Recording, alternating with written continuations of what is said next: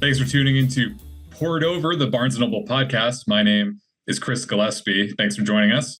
My guest today is the best-selling author of such blockbuster thrillers as The House Across the Lake, The Only One Left, and Final Girls. He has a new novel out this summer entitled Middle of the Night. Please join me in welcoming Riley Sager. Riley, how are you doing? I'm doing great. Thank you for having me. I appreciate you joining us today. I just finished reading my advanced copy of Middle of the Night a couple nights ago, and I have to say that I had a blast reading it. It felt like the perfect late night summertime read. Would you mind telling the listeners at home what it's about? Sure. Middle of the Night is about a man named Ethan who moves back to the suburban neighborhood where he grew up and where 30 years ago, his best friend Billy vanished without a trace. It was 1994. They were camping out in a tent in Ethan's backyard, and he woke up the next morning. The tent was slashed open, and Billy was gone and never seen again. So now that he's moved back, Ethan starts to notice strange occurrences around the neighborhood that make him think Billy has also returned, possibly as a ghost, and that he now wants Ethan to find out what happened to him. So it's part mystery, part ghost story, part coming of age novel. And we're going to do our best today to keep everything spoiler free, which is going to be very difficult because I just want to talk about how much the ending blew my mind, but we're not going to touch that at all. Listener, if you want to find out the ending, you're going to have to purchase your own copy and read it. And I think you're going to really enjoy it. So I advise you do that. All I'm going to say about the ending is, Riley, you are a very, very tricky man and very, very good at your job. So kudos to you. So we can't talk about the fact that Ethan is the ghost. No, he's not. Oh. He's not. He's not. There were a handful of times when I was reading it that I was like, oh, I know where the story's going. And every single time I was completely wrong. And I was just completely blindsided by the ending. So yeah, it was a really fun read. And it kind of got me thinking about, the endings of novels and the endings of books and things like that. When you're conceptualizing a novel like this, when do you decide the ending? Like, are you deciding the ending before you start writing and you know that you have to get to this endpoint and kind of engineer the story to reach that conclusion? Or do you not really know what the ending is going to be until you spend some time with the characters? I know fairly early, not the start. Like for me, it begins with plot. What is like that 2-sentence elevator pitch, as they say in Hollywood? And then it's, okay, who's the main character going to be? What's their deal? And then not long after I establish those two very important things, it's how does it end? And one of my trade secrets, it's not a secret anymore, is I come up with a great twist and then come up with another one. So there's always like this one big twist that I want to sort of lead people to and surprise them with, but also have some people think, oh, I think I know where this is going, and then hit them with another bigger twist. That's always sort of my goal when I'm writing. So with this particular story, Middle of the Night, what was the initial inspiration for it? Like, where did the genesis of the idea come from? It actually happened to me. Not my friend being taken from a tent while I was in the backyard, but I live in suburbia. I live on a cul-de-sac outside of Princeton, New Jersey. Ethan lives on a cul-de-sac outside Princeton, New Jersey. Right what you know, everyone. But one night I couldn't sleep, and I was just up looking out the bedroom window, and my vantage point, I could see all the other houses on the circle that we live on. And we all have these motion sensor lights above our garages. And it was about 2 a.m. I'm looking at the house across the cul-de-sac, and their security garage light flicks on. And I'm looking, and I do not see anything in the driveway that would have set it off. And I'm like, oh, it is a bat. It's a bug. It's the wind. It was something. It flicks off, and then the one on the house next to it flicks on. And at that point, I just had this weird, strange thought, oh, there's a ghost on the cul-de-sac. And I didn't really think that there was a ghost on the cul-de-sac, but it got me thinking about, like, that's a really good idea for a book, like haunted cul-de-sac, basically. And so then it became, what do I do with this? And so I devised the story of a man who can't sleep. Why can't he sleep? Because his best friend was taken from the tent that they were sleeping in his backyard. And, it just snowballed from there. That's really interesting that that was the inspiration for how things start, because that's also how the book starts with And that it's, kind of yeah, scene. Yeah. And it's very unnerving because I think it's anyone who has spent any time in suburbia in the middle of the night, there is this kind of stillness and quiet that comes, which can be peaceful, but also all it takes is just something to be slightly askew or off for it to kind of really unsettle you. And I think it really is a great way to open the novel because it does really kind of give you, especially if you're doing it, if you're reading it at the same time of night that I was reading it, it definitely kind of gives you a little spooky sensation. Since the story is rooted, it's inspired by the kind of suburban cul-de-sac lifestyle, but also the story is really kind of confined to this neighborhood and to that cul-de-sac. I was wondering, how do you, as an author, did you like kind of being confined to this particular area? I mean, you do go into the woods sort of in the surrounding area and there's a place beyond the woods, but was it kind of liberating to have those constraints, or did it kind of feel restricting at a certain point? it was a little bit of both. I did really want to write about suburbia and this neighborhood that's so peaceful and so quiet, and nothing bad ever happens there. And then it does. And then look at the fallout of that 30 years later. And so I really didn't have any plans to go beyond the cul-de-sac. I think that there was enough there, character wise and plot wise, to fill a whole book. But at the same time, it's how do you organize it?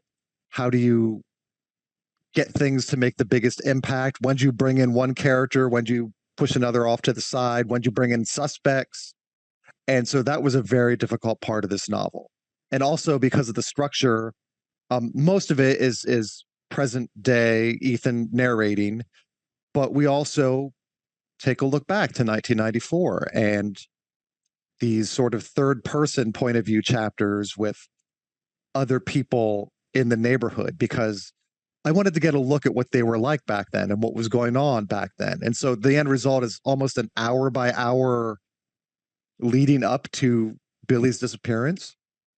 And that was very, very hard structurally. Like I used to outline. I don't really outline anymore because I felt it was very limiting.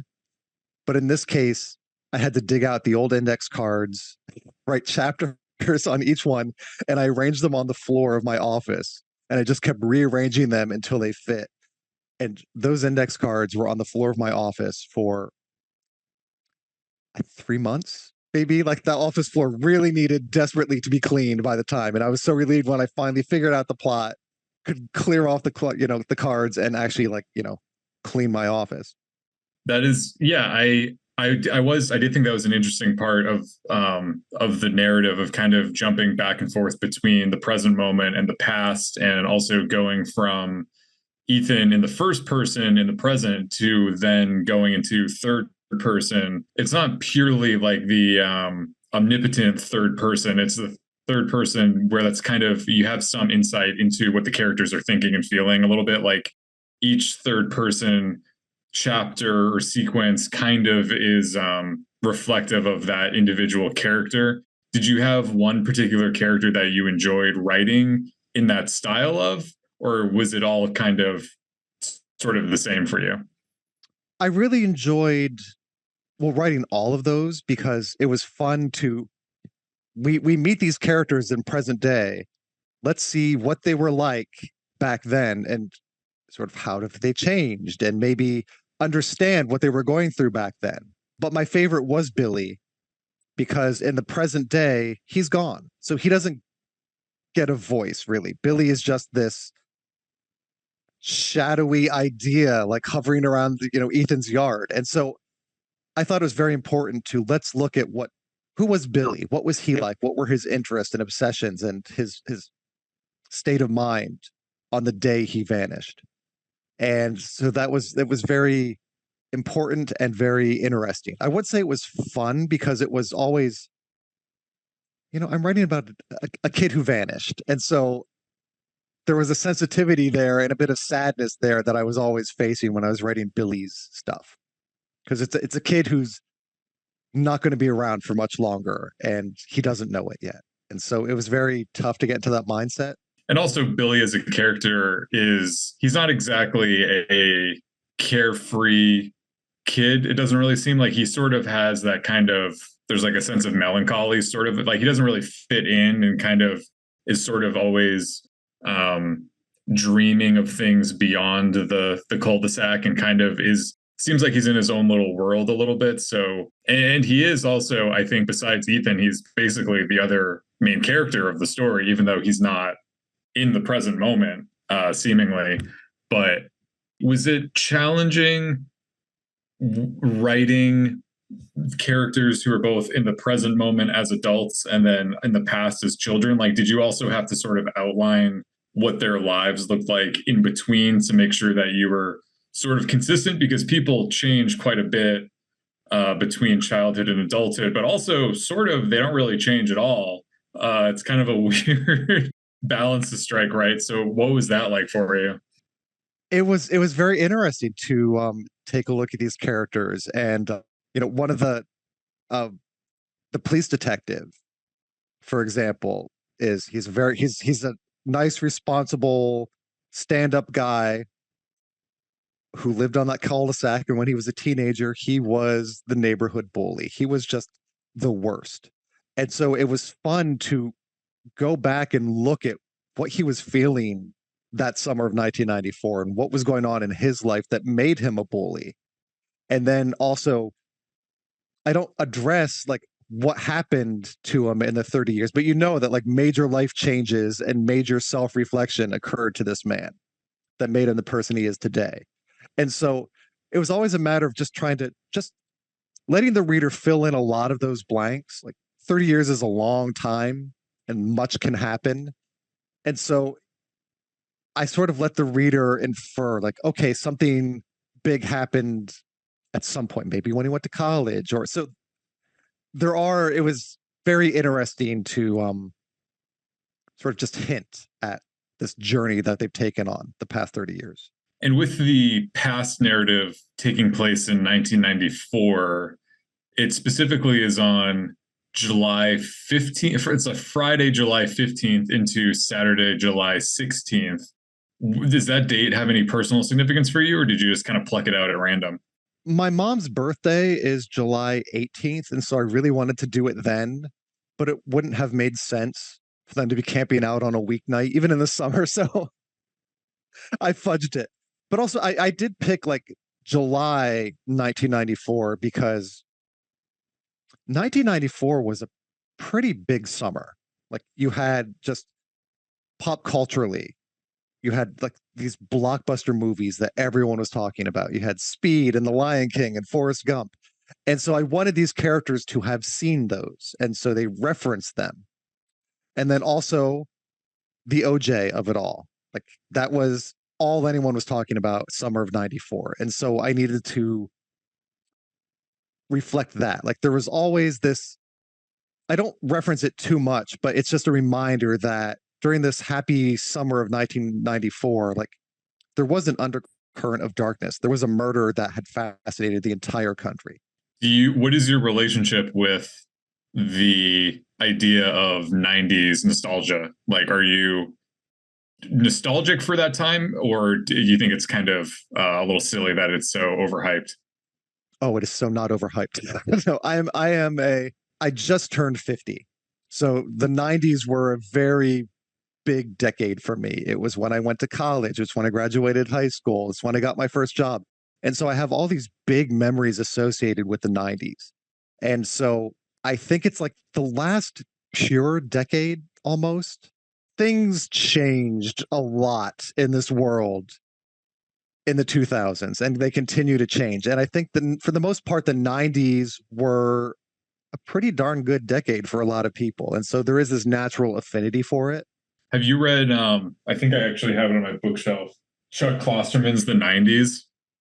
I listened to it on audiobook and it's fascinating. It's so good. Yeah. An amazing job of like really getting to the heart of what was up with this decade and what did it mean and why did we care so much but pretended that we didn't care and all that. It's just Yeah, I mean, I really enjoyed it. I mean, I am a little bit younger than you are. I am only 31, so I wasn't really cognizant of the 90s in the same way that you were. So it was an interesting read for me to kind of learn about things that I was not participating in, because I think as a child I was probably more into Sesame Street and Barney than grunge and Michael Jordan. But yeah, it sort of seems like it's kind of this weird precipice of before the digital age really kind of kicks off and the internet becomes mainstream, because it's like, well, the internet was sort of around, but it wasn't mainstream and it wasn't as powerful as it is now. And no one really cared about it. There's a little bit of innocence, sort of, that feels like, I guess, when I think about the 90s, is that people don't necessarily know the kinds of changes and sort of I mean, it feels weird to say that there's a societal loss of innocence in the preceding, like in the following 10 years, but that is kind of the impression that I get. How would Middle of the Night be different if it was set 10 years later or 20 years later? oh my gosh. Facebook would be involved, social media would be involved. Billy would probably have a cell phone. And so it's much more difficult for kids to get lost nowadays, which is a great thing. Like it's a fantastic, wonderful societal advancement. But it does make things difficult for people who write books like I write, because technology is the devil when it comes to wanting to obscure things or hide things or keep them secret.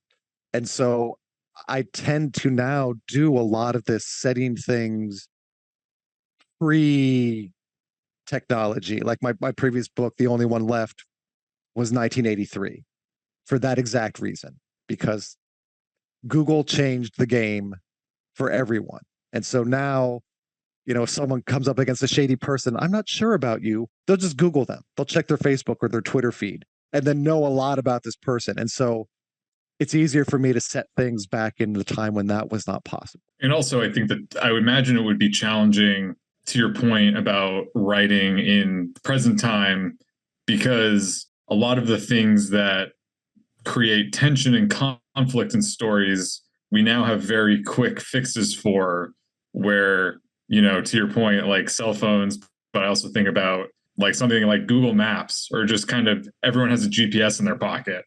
It really resolves like, well, why is this character lost? They could just take it out of their phone, and like that's not a very interesting book to read. So that is interesting that it's sort of the pre-digital 20th century age kind of is more conducive to thriller writing and kind of suspense writing in that way. Did you grow up in a neighborhood similar to the one that's in the book, or where you live now, is this kind of your first experience with the suburban culture? This is my first suburban experience. I've lived in this house for 5 years now. And I grew up in Pennsylvania surrounded by farms. Like there were fields like all around the house. And so there wasn't a lot going on where I lived growing up. So that's why I became a big reader. I became a reader and a movie lover, because those were things that I could do and it was fun. Now I am smack dab in the middle of suburbia, and it's it's kind of weird place. I love it. And there are aspects of it that fascinate me. Like we were talking before we started about like the lawn guys are going to show up any second now. And that's a thing, like in suburbia, everyone has a lawn guy. The leaf blowers are crazy loud. I think in the book, I say leaf blowers are like the official sound of suburbia. It allowed me to sort of look at suburbia from an outsider's perspective. Like I didn't grow up in this environment. And so now as an adult, I can sort of look at it with a more sociological eye, I think. Mm-hmm. More critical lens on kind of the sort of strangeness of it a little bit. Yes. And the neighborhood in the book it's basically my neighborhood. Like I figured might as well do it. So the house where Ethan lives in Mhm. is the house where I live in. And the house where Billy grew up in is My Neighbors. And I gave them a copy of the book the other day and apologized for like, sorry for making your house the one where the kid who vanished lived in. So Well, you know what they need to do is they need to start throwing baseballs into your backyard. I think yes, what they have to do. Would you say, out of all the main characters, who would you say you were most like when you were, 10 years old, 11 years old? I was very much a Billy. Billy Mm, has a he has a big imagination. He doesn't quite fit in. And I think some kids sort of figure out who they are earlier than other kids. And I think that was Billy.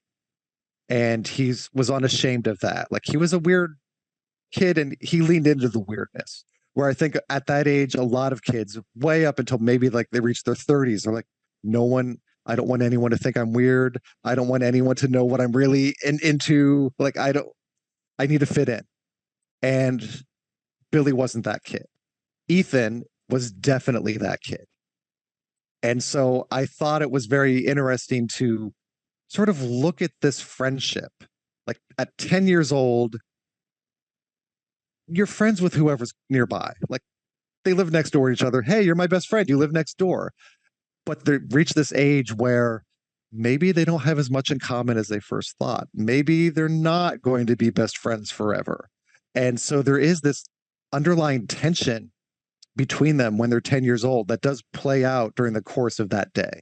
And also that, I mean, I think that age in particular, when you're a preteen, if you will, it's very hard because you're not really quite a child, but you're also not really quite a teenager. You're trying to develop your own sense of self outside of your family and your parents, but then your friends become the main world for you. And then it can be tough because you are not really equipped to deal with the kinds of conflicts that pop up when you're dealing with friendships like that, where you realize that you are different perhaps, or that there is sort of, you just as a child, you don't have the tools to be able to work through that.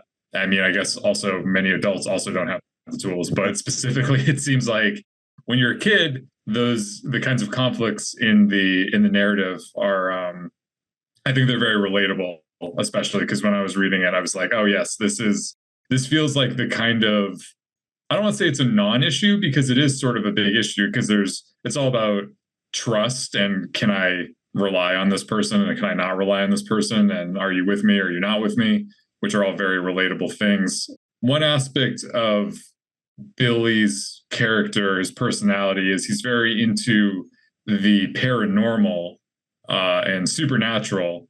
And I was wondering what your relationship is with those things. Are you a believer? Are you a skeptic? Or you kind of enjoy it? How do you feel? I am a little bit of both. I'm very much a skeptic. I just Mm. don't think it's physiologically possible. Yet the idea of encountering one really deeply terrifies me. And so that means I must believe deep down a little bit.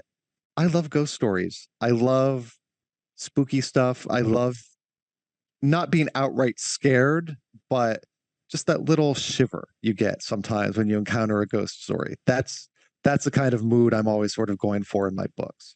When I was a kid, when I was Billy's age, absolutely I was into ghost stories. Anything creepy I wanted to read. So like if I saw Banicula, I was like, yeah, I'm going to read that. There were these Alfred Hitchcock anthology stories for kids about spooky things. And I was like, yes, give me those. So I think a lot of kids are that way. Like they lean into the scary because it maybe makes them feel a little bit older and a little bit brave, perhaps. That's an interesting perspective, because even like something like the Goosebump books are always popular, and I remember those being popular as a kid. I was not that child. I resisted anything that looked like it was scary or frightening. I was like, I'm good. I no thanks. You write about in the book, there's a location in it that is a sort of paranormal institute. Is that based on a real place, or did you totally make that up? It is vaguely, very vaguely based on a real place in Princeton that does not do paranormal research. And it's well known. I mean, it played a big part in the film Oppenheimer. It's the Institute for Advanced Research in Princeton. It's where a bunch of smart people come and they study stuff. What they study, I don't exactly know. Physics, maybe. I don't know. Like it's so there's Einstein was there in the 50s. So it's this very storied, well-known place in the Princeton area that also a lot of people don't know a lot about what goes on inside. Like a coworker of a coworker, like knew someone who worked there as like an assistant or a secretary, and she wasn't even quite sure what they did there. And so I wanted to have a place with that kind of secrecy to it where everyone around it knows it exists. They're fine with it, they guess, but they don't know what's going on there. And it was this delicious bit of mystery and smack dab in the middle of the suburban neighborhood. So you're able to sort of exploit that mystery and kind of uncertainty to kind of make it, because I think that's sort of what, like what you were saying about the ghosts, and it's like, well, you can rationally be like, I don't think this is physically possible, but then there's part of you that's like, well, what if it is? Like, what does that mean for the rest of my worldview and like the bigger picture? So it's like, oh well, this place, I'm sure they do something pretty mundane and boring, but what if they don't? What does that mean? Like, and there always seems to be a place that it could be perfectly above board. You know, it's a boring place, but it has this air of mystery to it, and so kids especially sort of bring their imaginations to it. Like, oh, this looks like, you know, a dentist office, but it's haunted.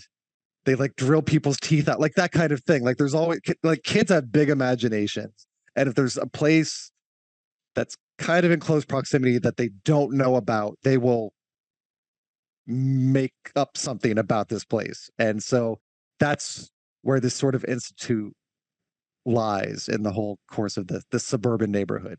going from imagination to another part of the book, which is that Ethan has this reoccurring dream. I guess it's really sort of a nightmare in some ways. It's basically him constantly reliving the moment when he realizes that Billy is missing when back in the 90s. What is your relationship with dreams? I would imagine, I'm curious because you know, as an author and also, you know, speaking with you today, you clearly have a very big imagination and are tuned into your imagination. So does that equal very powerful, surreal, strange dreams? I do have some bonkers dreams. And when I was a kid, I had a recurring dream where I would go to the top of our basement steps and then I would just jump and I would like sort of like float over the steps down into the basement. And I've had it so many times as a kid. I haven't had it in decades, thank God. But it was a very strange dream. I don't know what it meant. I don't know why I kept having it, but there it was. And so I wanted to find a similar thing for Ethan. Like what happened with Billy really messed him up. And so what's a good way to show that to the reader is in his dreams, he's always reliving the moment where someone slices open that tent. He can hear it in his dream. And he's not even sure. Is it a dream? Is it a memory? Is it because he has no memories of what happened that night? And it makes him think like, did I witness something? And I don't even know if I witnessed something. And so that's been a key question in his mind for the past 30 years. Not just what happened to Billy, but did I see it? Did I witness it? And did I completely block it out? Or is this all just my imagination? And it's something that haunts him because he, you know, talks about going to seeing all these different therapists and doing all this different kind of psychotherapy to try to figure out what the dream means or get rid of the dream or make sense of the dream or try to see what lies on the other side of the dream. But nothing seems to work. So he is kind of plagued with this sense of insomnia, which really is something that he struggles with. Is that something that you have struggled with as well, or was that strictly something that you had to research and fabricate for the book? I do have a bit of an insomnia problem. For me, my brain just won't shut off. Like I will be, it'll be 9:30, I'll be asleep on the couch, and then the moment I get up and go to bed, my brain starts tap dancing. And it's so annoying because sometimes I just want to sleep. And then it's like, okay, it's 1 a.m. and my brain's still going, hello. And then it's 2 a.m. And it's like, for God's sake, just let me sleep. So it's a bit of a problem. But also, I thought it was another reflection of Ethan's character. Like the worst thing that ever happened in that neighborhood happened while he was sleeping. And so part of him kind of fears, like, oh gosh, if I fall asleep, something bad is going to happen. And so I need to be awake to make sure something bad doesn't happen. And so he becomes kind of a one-man neighborhood watch over this cul-de-sac. And that's why he was looking out the window at 2 a.m. and notices the lights going off over the garages, because he was awake. He's always awake. And he thinks it's because if he does allow himself that rest, that's when the bad thing is going to happen again.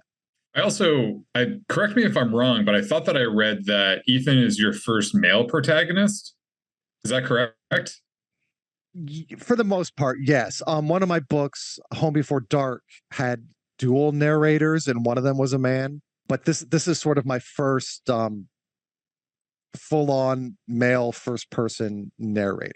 I think I get a reputation of, based on the books I've written, like, oh, what kind of woman is he going to write about this one? And I never ever think that way. It starts with story, and then I turn to character. Who is the best person to guide us through this particular story? And in a lot of cases in the past, it has been women. In this case, I just instinctively felt it needed to be a man because I wanted to explore, just personally, I wrote most of this book when I was 49 years old and staring down this big milestone birthday in the face. And so I was thinking a lot about the past and particularly my childhood. And so I really wanted to write about boyhood. And so that was really the main reason. I also think that the story becomes different if you have two girls who then grow into women. I think that becomes a very different book. I don't want to necessarily say that it becomes sadder or darker necessarily, but I feel like the concept of like a missing girl almost strikes me as, not that Billy missing is not sad, but it almost sounds like it might be too dark for the kind of spooky paranormal aspect of it. Yes, there was that aspect, but then also, female friendships are different from male friendships. Yeah. And so like boys who are 10 relate to each other differently than girls who are 10 relate to each other. And so that was one of those things where I really wanted to speak to my experience. I wanted to explore like boyhood friendships in a way, and I always sound highfalutin when I say this, and I don't mean to compare myself to this man, but I was going for like a Ray Bradbury kind of thing, where he was very good at two friends, summertime, spooky things happening, and I was aiming for something close to that, knowing I was not going to equal the things that he's done. I also got strong kind of I felt like this was very evocative of sort of Stephen King in terms of the exploration of the male psyche, but also of that aspect of childhood and childhood friendships, boyhood, and also the two narratives between the past and the present and the kind of spooky uncertainty of it. I felt like was very evocative of something like It, I think, which I enjoyed. I think that's a really fun genre to play with. I was, yeah, I was also sort of aiming for some Stand By Me vibes. Mm-hmm. And so like again, it's one of those things where I look to them for inspiration, knowing that I'm probably going to fall short of the mark. But and as you can't tell, I'm a pretty humble writer. So Very humble. And I think with any kind of creative endeavor, you know, one always tries to hit the mark set by so and so of whatever grade or icon or whoever. But in falling short of that, you then are you're not necessarily falling short, you're just becoming who you are supposed to be and what the Riley Sager book is and what that voice is. So I think that you are very humble and very modest, but this is a very good book. oh, And thank all you. the books are great. I was also thinking about the genre of the mystery thriller and how oftentimes there's sort of series based off of recurring characters. Is that something that you'd ever do where you want to pick a character and have them come back for multiple stories or adventures, or you kind of prefer the one story one off kind of approach? I very much prefer writing standalones. I think I would get bored repeating myself. I like Mhm. I like the world building involved with every new book, like new characters, new place, new situation. Now, Hollywood, however, loves continuing stories. And so, several of my books have been optioned, and all of the conversations come up like, what would be season two? And in most cases, I have no idea. So I'm not the best person to do that. I tend to, when a book is finished, when I turn it in, it's not in my hands anymore. It's now the people's, and I move on to something else. So I'm always like looking at what's the next thing I'm going to do, and not how can I repeat this thing in a slightly different way. Do you find in your experience that the with the media adaptations and kind of the nature of Hollywood that there is more of that pressure to go in that series route instead of just a standalone movie route? Because I think that your approach would lend itself to movies, certainly, even if it's not a necessarily like a 12-part multi-season series. We could probably talk for another hour about Hollywood and how no one's making movies anymore and everyone wants a streaming series that lasts multiple seasons.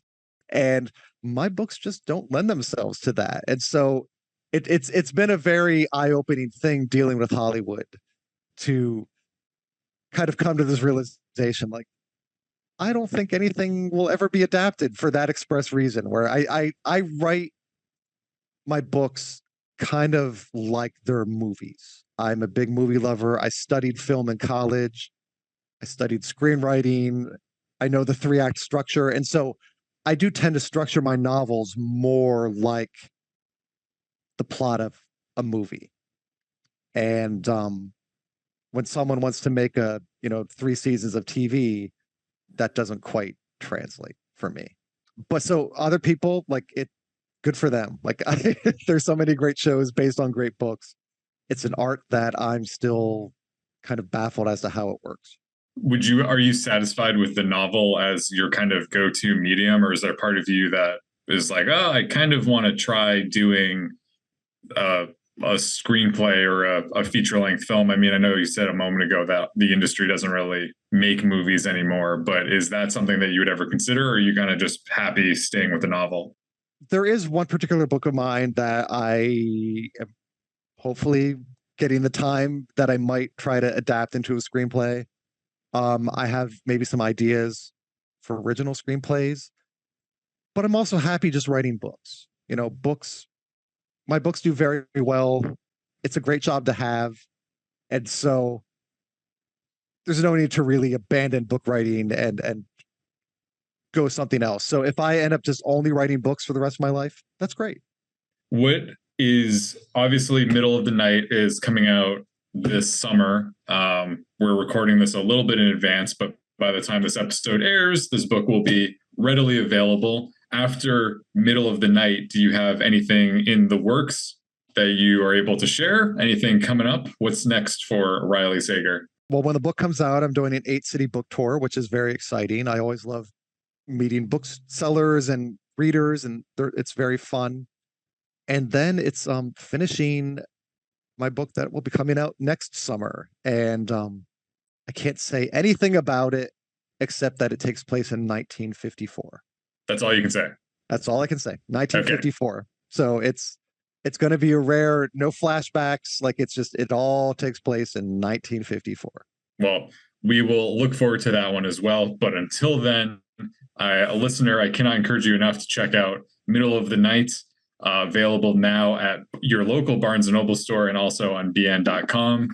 If you like your thrillers served with some 90s nostalgia and just a little bit of heart, you're going to really enjoy this one. Once again, I cannot stress enough how much the ending will blow your mind. I guarantee that you will not see it coming.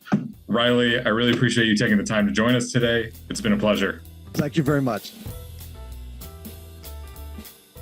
Hello, readers. It's time for another TBR Top Off. We're going to recommend a couple of wonderful books to pick up when you stop in for your copy of Middle of the Night. I'm Mark at my Barnes & Noble in Cincinnati, but I'm going to take the reins and hand them off to two of my favorite book buddies, Jamie in Kansas and Donald in Michigan. So, Jamie, why don't you kick us off? Thanks, Mark. When I heard the plot of Riley Sager's new book, I thought immediately of a book I read a few years ago, and I really liked it a lot. I've thought about this book often over the years, and that is Disappearance at Devil's Rock by Paul Tremblay, who is a fantastic horror author and who also has a new book out this June. In fact, I think 2024 is really gearing up to be a killer summer. To be kind of silly, but there's just so much classic, summer horror releasing this year. It's really, really exciting. All right, so setting the scene, it's this gorgeous green, expanse of woods and trails, and beneath it lies a dark secret, right? There's always a dark secret in these books. And last summer, we've had the disappearance of Tommy Sanderson. He's a local teenager who ventured into the forest one night and just vanished. His mom, Elizabeth, is just desperate to find her son. She becomes increasingly desperate as time goes on. And sometimes she decides she can't even trust her own memories of things. And as we're reading her story and the story of the people who are looking for Tommy, we're getting snippets of his journal entries, which become increasingly alarming and as they become more and more revealed to us. And so his mother at a certain point begins to feel literally haunted by what she believes may be his ghost. There's a Detective Michaud. He is leading the investigation. He's the opposite. He is no nonsense. He's going to clash with her from time to time. It has this kind of effect of creating some tension between these two characters, the skeptic and the believer, right? And the trick of it is that other people also begin witnessing inexplicable things, and things start to pick up steam really quickly.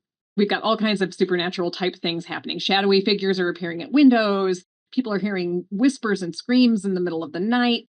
Tommy's journal is becoming increasingly dark, and he keeps referring to the rock, right? The place in the park where there's mythology, there's folklore there, all the classic summer horror elements.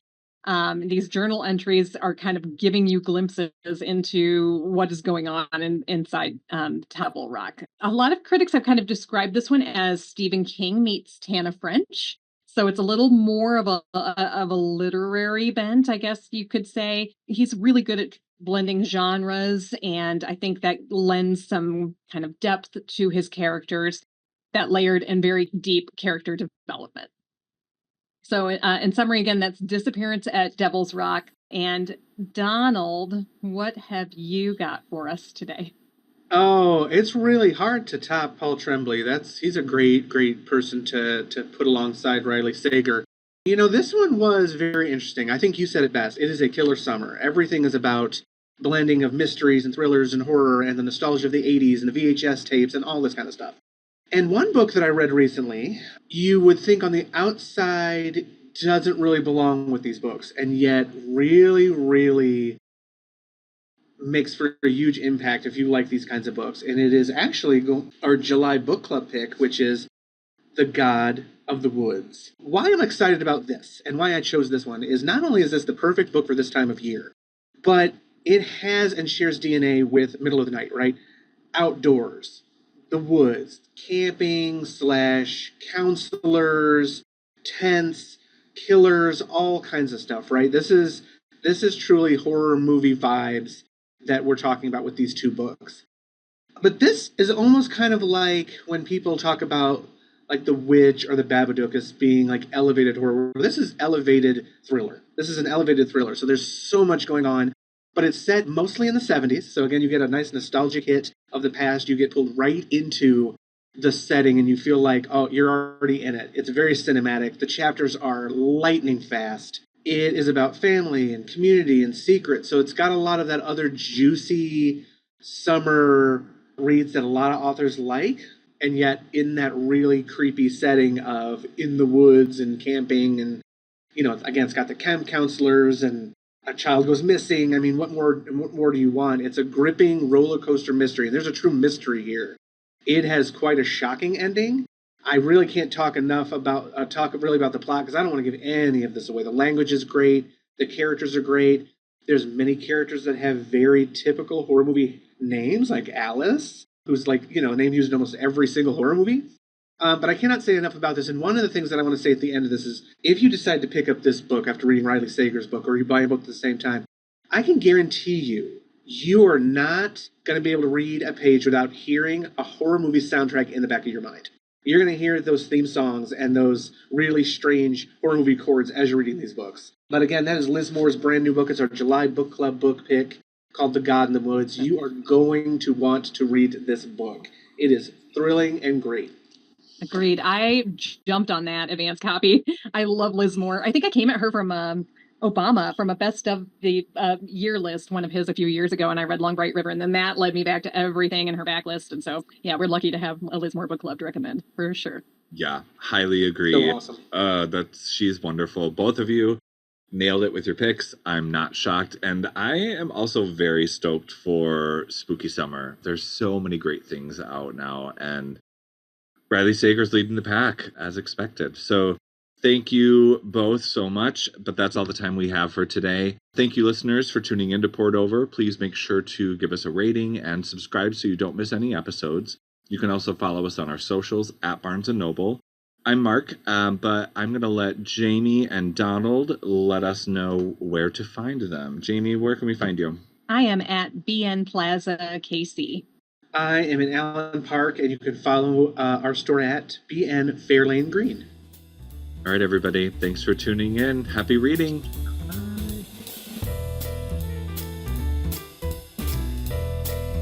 Thank you for listening. Poured Over is a Barnes & Noble production. To help other readers find us, please rate and review the show wherever you listen to podcasts.